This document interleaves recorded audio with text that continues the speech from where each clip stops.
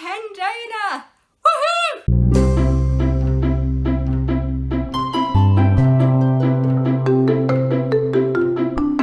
So hi everybody, welcome back to my channel. My name is Debbie. So yeah, I'm a 10 donor. If you don't know what I mean by that, it means I have donated blood 10 times and I can't believe it. I knew I donated for the 10th time because I actually got a thing while I was giving blood saying, this is your 10th time doing this, yay. I was like, oh, that's so cool. And then a week after I donated, I got some things in the post, which was really, really nice. I got this thing from NHS Blood and Transplant saying I'm a 10 donor, and it says thank you. Isn't that so cute? It says thank you Miss Bartlett, because my surname's Bartlett. Thank you for being a dedicated donor. You've now reached your 10th milestone. In recognition of this, we'd like to present you with your first donor badge and certificate. Your commitment as a blood donor has helped to save and improve lives of patients in hospitals around the UK. We look forward to welcoming you again soon. And then it says yours sincerely from Mike Streder, Director of the Blood Donation. So isn't that absolutely amazing? It's such a cool incentive to keep you going, because I wonder what's going to happen when I reach like 15 and 20, and it makes me want to reach like 100. Because you can probably give blood probably about 2 times a year. I don't know what it's like for platelets because that's a different process, but this is just the general, here is my blood, you can take it kind of thing. Like a vampire. As I said, I've got a donor badge and a certificate. So I got this such cute little badge. It's just a nice little box which has got the donor hearts and the 10 on it. And then look at this, isn't that so cute? So cute. It's basically the same as the front of here. It's got the 2 hearts and the 10. I find this so cool. And then I've got a certificate. I love a good certificate. Can I put this on my CV? It says, I'm a 10 donor, every donation counts. The NHS Blood and Transplant presents this certificate to Deborah Bartlett in recognition of your amazing generosity. Aww, that is amazing. So I thought I'd do a video about it, telling you what it's like to give blood. Because they always say to block out about an hour of your day to give blood. And obviously which arm you want to go from depends on kind of what hand you write with, where your juicy veins are. I'm left-handed, so I primarily give blood from my right arm. Sorry about that, I just realised the camera died. I realised that the camera cut out quite a bit after it did. So, sorry about that. But yes, so, yeah, it's just, it all depends kind of on what arm you write with, which side has the juicy vein. To be fair, I've got juicy veins on both sides actually, but this side, my right arm, is usually the one that just they go for. But yeah, so there was, after I gave blood for the first time, I went through a couple of years of not being able to give blood because I was ill. I had my gallbladder removed, I had to have procedures like a camera down my throat, to determine what was happening after I had my gallbladder out. Wasn't related to something else like celiac. Turned out it was just post gallbladder removal syndrome. There is a word for it, but I can't pronounce it. But yes, so thanks to all the different procedures and everything I was going through and how ill I was and the different medications I ended up on, I was not allowed to give blood. So when I could give blood again, it was so lovely. Maybe one day I'll do a video a little bit more about kind of how I was diagnosed and everything I went through. But this is primarily about my experience giving blood. So as I said, you know, I'm a 10 donor, I've given blood for the 10th time. It's gone really quickly considering that I had to take 2 years out. I'll put links in the description about like the website, apps and things that you can use, because I have an app on my phone that I use, and basically you sign up with your email address, you put in your postcode and it shows you everywhere nearby to you, within so many miles or whatever, where you can give blood. And it's great. So after my local one shut down, I went to the app and typed in my postcode again of just like, where else can I give blood? And so I found one about 20 minutes away from me. You get the letter in the post about, I think it's about a week or 2 weeks before your appointment, where they give you a form to fill out. Now, it's probably best to do the form within like a day or so of the appointment, but they send it out so much in advance just to make sure you do have it before your appointment. If you don't get one in the mail, you can get them when you arrive at the appointment. They always have extra forms, but it's nice to be able to get it done before you go, because that way it's not eating into your appointment time. You get the form, you stick everything off. If you have been ill within like the past week or anything, that's a deal breaker. You can't give blood if you've been ill within a week, because they think that it could still be in your blood, and they don't want to pass an illness on to somebody else. It talks about your sex life, it talks about your travel history, and you fill out this form, you sign it at the bottom and date it, and then they go through the form with you when you sit down at your appointment. So you go in, you say your name, you confirm what time your appointment is, and then they give you a little booklet to read. The booklet can be slightly different depending on if it's your first time, or if you've given blood before, or if it's a specific type of donation. Though usually the platelet donation is done at a completely different facility. I know that there's multiple reasons why people can't give blood. Like, for example, when I had my medical problems, I couldn't give blood, and it was perfectly understandable why I couldn't. My parents aren't eligible to give blood because they both had blood transfusions. My dad had a blood transfusion when he was, I would say, late teens, early 20s, because he had a ulcer that burst. Mum had a blood transfusion after she gave birth. It was either me or my sister. She lost a lot of blood, so she had to have a blood transfusion. So you go in, you drink lots of water to kind of help with your iron levels a little bit, and they take you through, and you sit with a nurse, and they go through the form with you. They double check everything you put on. If there's anything you need to declare, like, I've been on holiday to America like a couple of months ago or something. It's usually specific places that they have to be wary of. You know, like if you've been somewhere where like illness is prevalent, like malaria and stuff like that. So if you've been on holiday to like Disney, it's not a problem. I definitely gave blood after I went to Disney. I just had to declare it, and they just had to sign off it and say, yeah, that's fine, we know what you were doing, and all that sort of stuff. So after that, they then you confirm like your name and your date of birth and stuff, and your address, just to double check that they've got the right person in front of them. And then they it's usually on the hand opposite to the arm that you usually donate with. They prick your finger to just check your iron levels. It's a very quick thing. To be honest, I usually say that the prick is probably the worst part of the whole process. That tiny little pinprick on your finger hurts more than having everything in your arm, in my opinion anyway. But yeah, so it's just a quick pinprick in your finger. They put it into a solution where they just check your iron levels are alright. I was anemic when I was younger. I'm not anymore, but that would have been that's another thing that can affect your ability to give blood. If you're anemic, not good, because if they take any blood from you, you are going to go, your blood's already low, so they don't want to make it any worse for you. Once you've had the pinprick, you usually have another sit, and you just make sure, and you read another form, which basically tells you kind of like what you need to do while you're giving blood. It's some little exercises, like making sure like you're squeezing your arm every so often, like crisscrossing your feet. It's just little things that just help the process along a little bit.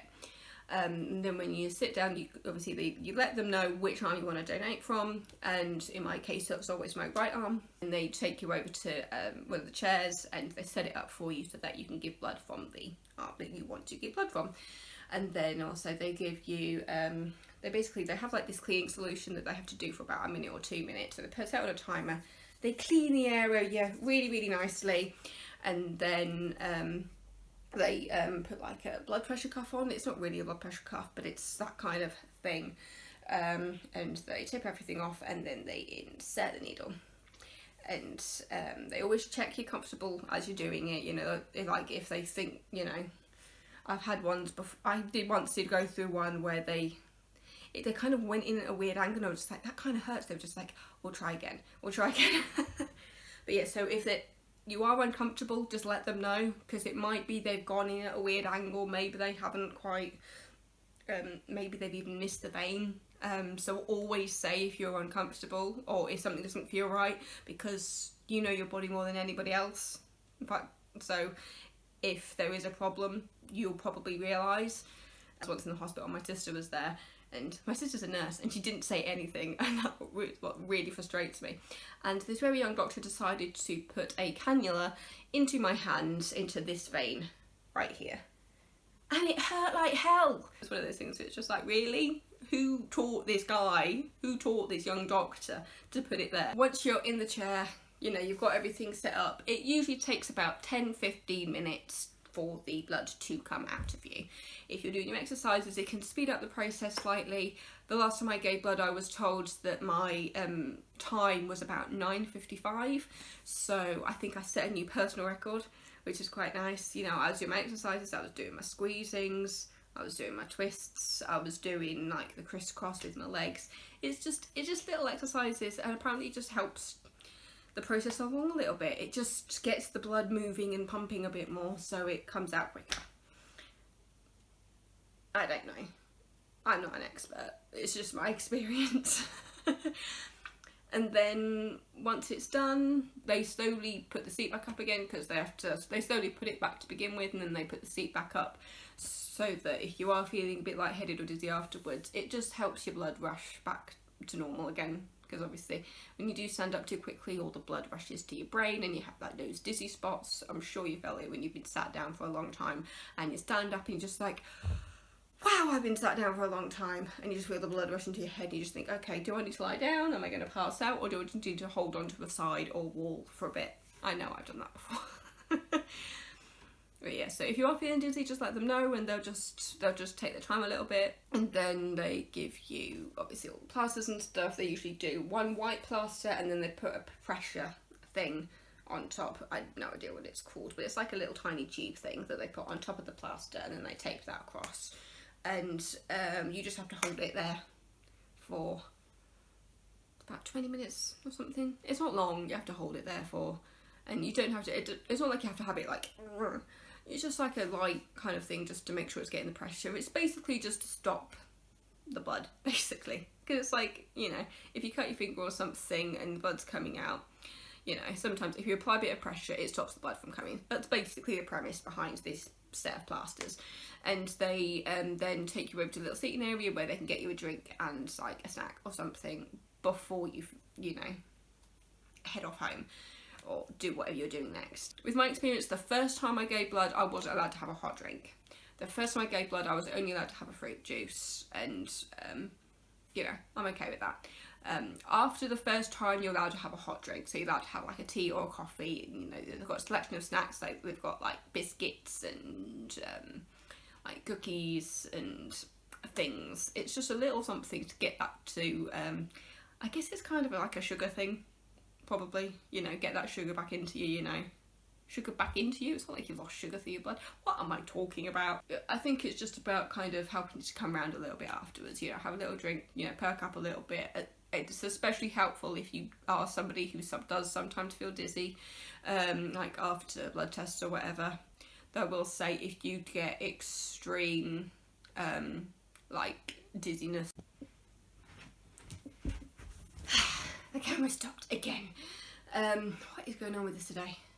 But yeah, so I will say that if you do get like extreme dizziness or even a fear when you go to like have like a blood test or something, I would not recommend giving blood. I think it could make any problems potentially worse. So if you are thinking about giving blood but you're aware that you have some problems with like dizziness or even needles, I would probably talk to somebody about that first, because it's a completely different situation to having a blood test. Blood tests for me are quite quick. I mean, I had a blood test not that long ago just to check my thyroid was okay. It's fine. I'm just on regular checkups just to double check everything's alright. Yeah, if you're scared of needles, there were a couple of needles involved, let's just say that, because obviously there's the pinprick in the finger, obviously there's the giant needle that goes in there. Yes, it is quite a big needle, I will say that. So, yeah, if you're scared of needles, I don't recommend giving blood. It's not worth putting yourself through that if you're scared of needles. It's just not worth it. It's a great thing for people to give blood and to be able to kind of like do that for people. But if you're scared of needles or you've got a health issue or something that prevents you, it's not like a big thing you have to do it. It's just something that I felt I wanted to do, because I mean, I'm also an organ donor, because I figure, you know, when I'm dead I won't be using them anymore, so if they're perfectly healthy, why can't somebody else have their life saved by my organs? That's where my brain is. Like, that's the process of giving blood. As I said, it's probably not even an hour. They usually tell you to set out about an hour for the whole appointment. Last time I gave blood, I arrived early for my appointment. Unfortunately, there was a bit of delay and I was waiting for about half an hour to go into my appointment. I think my appointment was at 2:30. I ended up being seen at about 2:55 ish, and I was walking out of the building at 3:30. So the actual process that day was half an hour. But you do need to be aware that, you know, sometimes there might be delays. You know, general consensus is to map out an hour of the day to use for that time. I do think it's amazing that they send these little things out to say thank you. Oh, another thing I will say, that sometimes, not everywhere, but the last few times I've given blood, I have gotten a message a couple of weeks after my appointment to tell me where my blood ended up. And I think that's a really cool way to keep you still involved after you've given the blood. I got a little message saying thank you for donating, and your blood has ended up at this hospital in this city or this town, and, you know, thanks for donating. And I think that's really cool. I think it's really cool to know where my blood ends up, and it's usually like the opposite end of the country that it's ended up. I'm A positive, so I'm quite a common one, but at the same time the common ones do still need blood. They need a lot of it. Please really think about giving blood. Again, if you're scared of needles, you know, if you have health issues and stuff, don't feel like you have to, but do consider it. It's an amazing thing to give blood, and it's so easy. As I said, you know, you even get a treat at the end. You even get a drink and a biscuit at the end, which is quite nice. And as you saw, as you reach certain milestones, you get a certificate, you get a badge, you get a little letter saying thank you. And I think it is so cool that this is part of their incentive to make people give blood, because it's just so nice. It's so nice, and I wasn't expecting this at all. I didn't know this was a thing they did until it came through the post. I remember my mum coming to me and saying, look, we've got this thing and it's from like the blood people, and I'm just like, what? Am I about to find out that I've got some sort of weird illness, that they tested my blood and they were just like, oh, we need to contact this person because there's something wrong? But no, it was them acknowledging me giving blood for the 10th time, and I think that's amazing. Thank you for watching this video. Something a bit different, we're talking about the blood donation, but I will put all links in the description if you're thinking about it, if you just want to have a little read up on it. It's so cool. It's so nice of them to do this. I really don't know what I'm going to do with the badge though. I don't know what to put it on. Do I want to put it on a coat or something? I don't know. But yeah, I do actually also have a key ring. I have a key ring on my keys that actually has my blood type on it, which I think is a really cool thing to do, because it means that if I am ever in an accident and they need to know my blood type, it's on my keys. It's on my keys. All they have to do is look down and they'll see the massive red blood donation keyring on it, which has my blood type all over it. Thanks for watching. I've been Debbie. Liked this video, you can like it, you can subscribe if you're not already, you can talk to me in the comments if there's any other questions you have about the blood donation process that I might not have mentioned or maybe skipped over while I was talking. Thanks for watching, and I'll see you next week. Mwah.